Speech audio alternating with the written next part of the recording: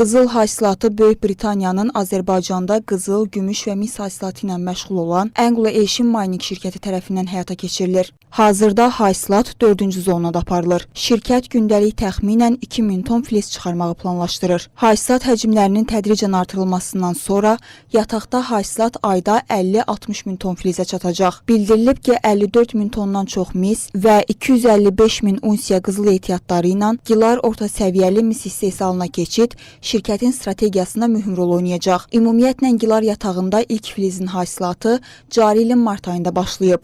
4-cü zonada filiz ehtiyatları 2,4 milyon ton həcmində qiymətləndirilir.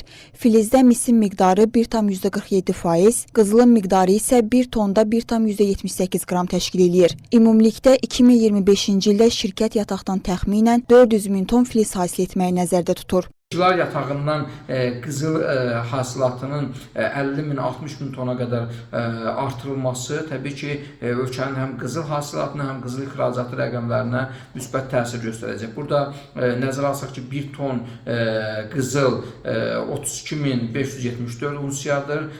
Tonlarla, min tonlarla qızıl belə deyək, hasil edilməsi ölkə üçün ciddi ixrac gəlirləri deməkdir. Təbii ki, burada qızılın emalı sonradan ölkəyə ixalında prosesi gedir.